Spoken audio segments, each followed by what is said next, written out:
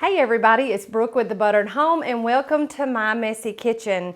So one of the things that I often hear is that a lot of people have trouble when they're making their turkey or their turkey breast for Thanksgiving is that it's like missing something. You can stuff that cavity with lemons and garlic and thyme and rosemary and all that stuff, all the wonderful aromatics. But it's like the glaze is missing something. Now you can use oil or butter and it browns it perfectly. But when you want just something that's something extra special, we're gonna give you some ideas on how to do that today with our fig and strawberry preserve turkey glaze. And you can use this for ham too, just full disclosure, or a roast, a beef roast. So we're going to go through just our short list of ingredients with you and show you how easy this really is. So stay with us.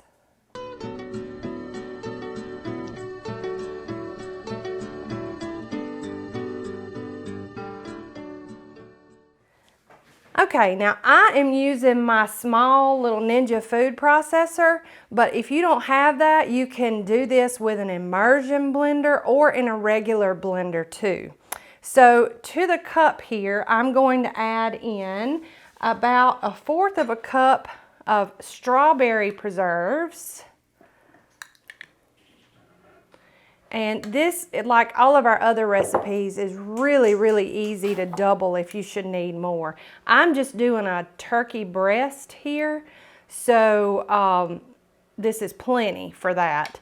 And then I add in a 1/2 cup of Fig preserves. This is a great combination because the fig preserves are not as sweet as the strawberry, so it tends to cut it just a little bit to make it just something just enough. And then I have 1 lemon here that I'm massaging. And we're going to zest it because we need about a tablespoon of the lemon zest. But if you don't like lemon, you can err on the side of being a little bit conservative here because the zest has a ton of flavor and we're also going to use the juice of the lemon. So now I'm just going to put that lemon zest in here, and it really ends up being, for me, because I don't really like a lot of zest, probably more of like 2 teaspoons. So just use lemon zest with your heart here, okay? Now I'm gonna juice this lemon because I'm gonna need 1 to 2 tablespoons of juice from the lemon. And I like to do this with just a simple little wooden juicer over a bowl. That way, if I get seeds in it, it just doesn't matter. I see a lot of cooks squeeze their lemons right over what they're putting the lemon juice in, and quite frankly, I can't do that anymore. My hands just won't allow. So this little tool really helps me out with that. I'm just gonna juice both halves just because I like having fresh lemon juice, and whatever I don't use today, I can just put in my water for the day. So this also makes it easy to just dip your fingers in and fish out those seeds. So it's kind of like breaking an egg over a cake. You just don't want to do it. If you can do it in a separate bowl, you just end up being a lot better off, and you take the time to get those seeds out, and then they won't become part of your glaze. All right, so I've got all the seeds out, and I'm just going to add in probably, let's see, maybe two whole tablespoons. Let's see. Because the lemon juice is going to help thin out the preserves that we put in there. Now, this is going to be controversial, what I'm about to do. But just trust me on this, okay? So I like putting in just about a teaspoon of sage. Yeah, I know. You either love it or you hate it. But this gives it just a little bit of that smoky, earthy flavor that tends to cut some of the sweet out of there. And then for also more good, smoky, kind of sweet flavor, we add in some smoked paprika, probably about a half a teaspoon of that as well. And this also helps with the color of your turkey. So now we add in just a little bit of salt and a little bit of fresh ground pepper. Probably about a half a teaspoon of each. Because I have already salted and peppered and oiled the outside of my turkey breast. So you don't need a ton here to make it delicious. Now I'm just going to put my little lid on and then put my blending lid on, and that kind of helps fasten everything down, or it should. Let me get it lined up right. There we go. I got that good and popped on, and it's going to be loud for a second.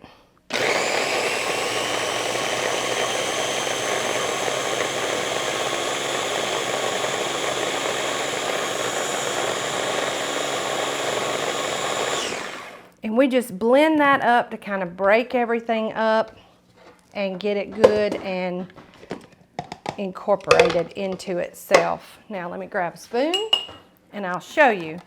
So it is now the perfect consistency for the glaze. Now what I do with this is I just set it to the side because my turkey breast has a 2.5 hour cook time.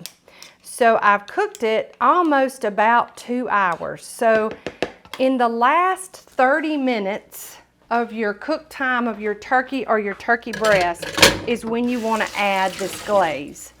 So as soon as my turkey comes out of the oven, we will come back and we will show you how we glaze it. Then we're going to cook it for 15 minutes. And then we're going to add the rest of the glaze for another 15-minute cook time. And then we'll allow it to rest and show you how beautiful it really is.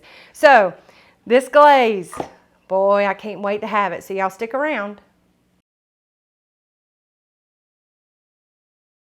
Okay, we're back. My turkey breast had a 2.5 hour cook time based on its weight. So after 2 hours, because I have 30 minutes left, I've taken it out and I have just kind of drizzled the glaze over the top of the turkey breast.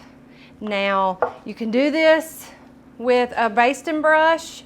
I like to kind of pour it on and let it get hot and melt, because sometimes whenever I put it on with a basting brush, it melts too fast. So I will kind of spoon it out on top and then let it run where it will, and then I'll take my basting brush and I will just kind of spread it around. So I have this done, and one thing I wanted to try and show you. So I have difficulty whenever I'm cooking turkey breast. When I stuff the cavity is usually really, really wide. So this turkey breast I stuffed with 2 lemon halves, some rosemary, and a whole head of garlic. And the things were falling out. So this is a little trick that I like to use, and I'll see if I can tilt it up and show you.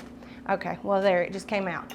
So I will ball up a piece of parchment paper. I will stuff my cavity with the lemons. There, you see there's 1 lemon peeking out. I'll stuff it with the cavity with everything that I need to, and then I will ball up a piece of parchment and I'll just stuff it in there on top of everything to kind of hold all my aromatics in. And I can't see what I'm doing right now, so it probably looks kind of funny. But that parchment paper, you know, it's made for the oven, so it won't burn. You won't have any issues with that, and it holds everything in. So we used about half of that glaze, and we're gonna pop this back in the oven for 15 minutes. And then we're going to take it out and use the other half of the glaze and glaze it again for the final 15 minutes to total our final 30-minute cook time. And then we'll be back with you to show you the finished product. So stay with us.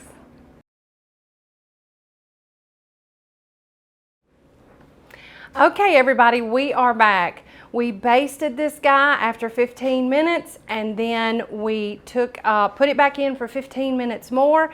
And when our cook time was up, I took the internal temperature of the bird to make sure it was around 165, 175.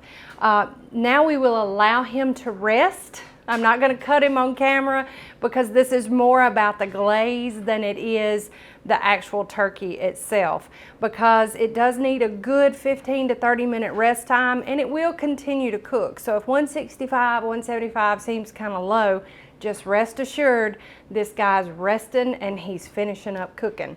So let's take a look. He's beautiful, browned. Y'all, that glaze is just fantastic. It does everything you want it to do, and as far as color, but it adds so much flavor too.